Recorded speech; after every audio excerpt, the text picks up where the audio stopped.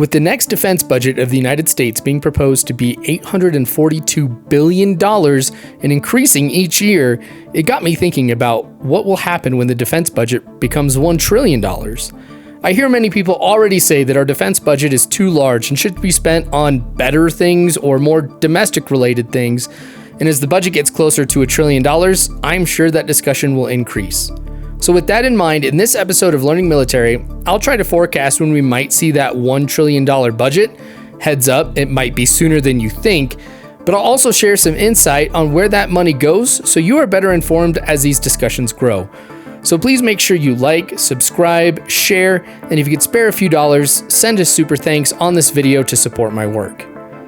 As we look to the past, many influences have impacted the defense budget that could still influence the budget today and into the future and cause the United States to spend $1 trillion a year. In the 1960s, for example, the Vietnam War represented a significant increase in defense spending, obviously due to the nature of the military operations in Southeast Asia. In the 1970s, as the Vietnam War drew to a close, events like détente and the signing of the Strategic Arms Limitation Talks, or SALT agreements, stabilized the defense budget. While there were increases in the defense budget by dollar amount, compared to the percent of the GDP, they could be considered decreases. In the 1980s, President Reagan greatly increased defense spending to modernize the armed forces. This ranged from modernizing the nuclear arsenal to making significant progress in the Big Five program for the Army, which brought us the AH-64 Apache, the M1 Abrams, the Patriot missile system, the Bradley fighting vehicle, and the UH-60 Black Hawk. Following the end of the Cold War, the United States saw the budget decrease with the peace dividend,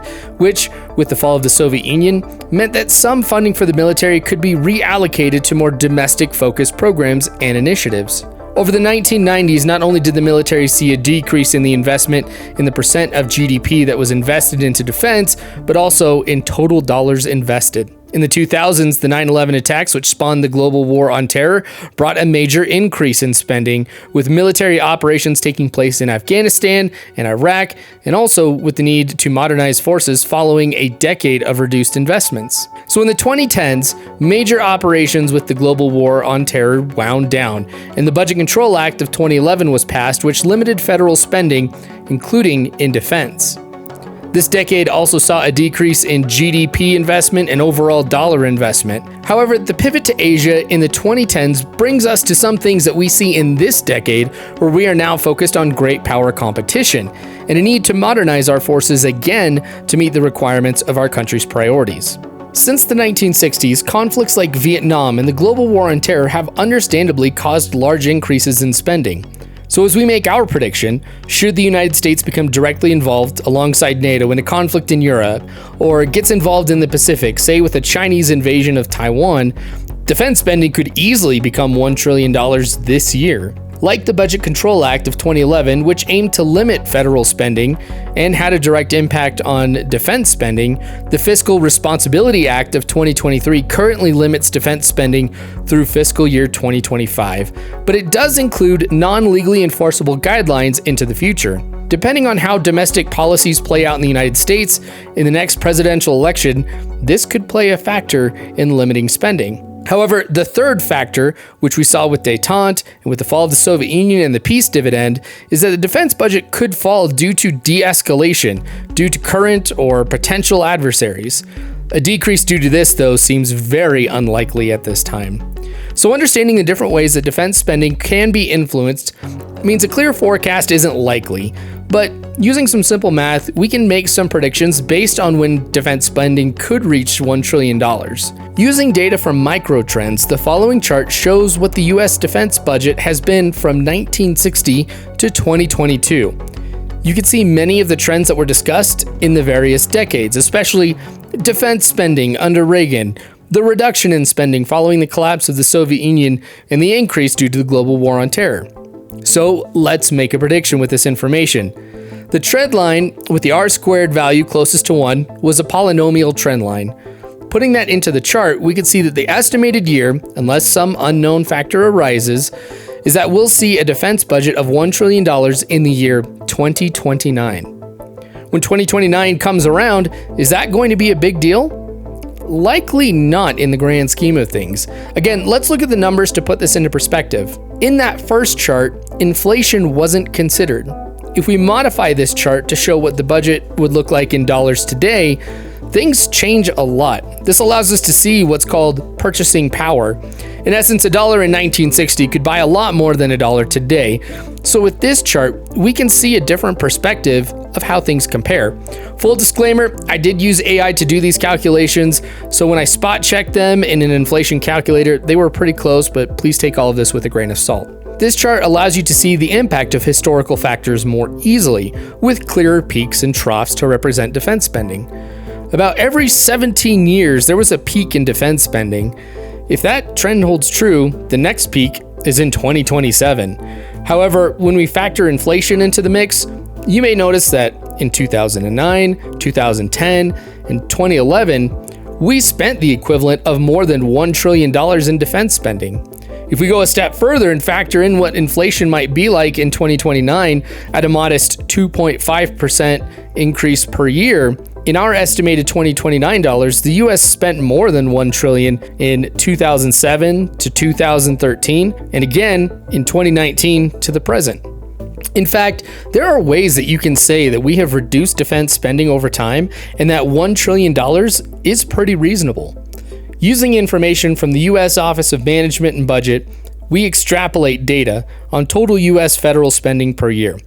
This chart shows what the defense spending has been as a proportion of federal spending.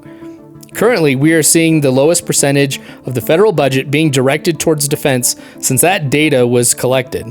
Similarly, according to this chart, which shows defense spending related to the percent of GDP, we too are at historical lows, with fiscal year 2025 estimated to be 3% of GDP being directed towards defense spending. If we were to turn this on its head and show where the 2025 defense budget would be if it were in line with historical highs, if we were matching defense spending with 1968, which had the highest percent of GDP, the defense budget would be almost $2.6 trillion.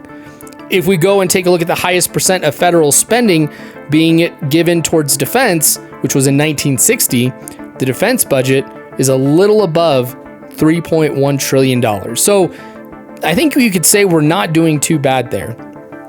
Another important part of this discussion is where the money goes.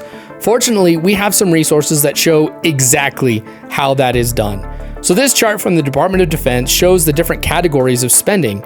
The primary categories include military personnel, which covers pay and other benefits, operation and maintenance, which supports the day-to-day operations of the U.S. military. Procurement covers the purchase of new systems. Research, development, test, and evaluation, or RDT&E, covers the research and testing of new technologies.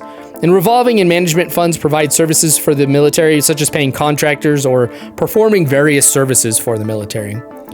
Some of the information here does surprise some people, and it presents some interesting challenges in how spending could be decreased. If we look at a breakdown of how the budget is spent, there are no easy decisions. Would people support cutting the pay and benefits that military personnel receive, which accounts for 21.9% of the defense budget? I don't think so, especially when you consider that an all-volunteer force is going to be far more expensive than a force that's put together based off of conscription. So unless people are wanting to change that, it's going to be important to try and provide high pay and benefits to try to entice people to fill the ranks. Maybe people think it's okay to reduce the modernization of our forces, which is done by not supporting RDT&E, or the procurement of new systems. The conflict in Ukraine really shows how much of a game changer our weapons and other Western weapons that are more technically advanced are, and what a difference that can make. Additionally, I think that there are some strong arguments out there to keep production up, such as the need to increase the number of naval vessels or the less than ideal average age of aircraft in the Air Force. Maybe it's operations and maintenance. Well, Russia showed the problems that can come up with poorly maintained equipment at the beginning of the war with Ukraine, but what I think is going to make the biggest impact is the lack of strategic flexibility we'd have at responding to incidents around the world if we cut some other things too. Either way, no easy decisions, and I think the discussion might come up when we hit that $1 trillion mark on whether or not we're spending too much and what could change. So with a proposed defense budget of $842 billion and the potential for it to reach $1 trillion in the near future, remember 2029, it's crucial to understand where this money goes and the historical context behind these numbers. From the Vietnam War to the global war on terror, various conflicts and geopolitical tensions have significantly influenced defense spending. Even in times of relative peace, factors like modernization programs and strategic shifts have also played a role in increasing the budget. As we project into the future, the defense budget could reach $1 trillion as early as 2029, driven by factors such as inflation, ongoing geopolitical tensions, and the need for modernization. However, the actual impact of reaching this milestone might not be as dramatic when we consider inflation and historical spending trends. Understanding the breakdown of the defense budget reveals that there are no easy decisions when it comes to reducing spending. Categories like military personnel, operations and maintenance, procurement, research and development are all critical to maintaining a capable and ready military that's set to deter others. Cutting any of these areas could have significant ramifications for national security and military readiness. As this discussion grows, it's essential to stay informed and consider all perspectives. So please, like, subscribe, share this video to support my work, and if you can, send a super thanks to help me continue bringing you insightful content. Thanks for watching, and stay tuned for more episodes of Learning Military.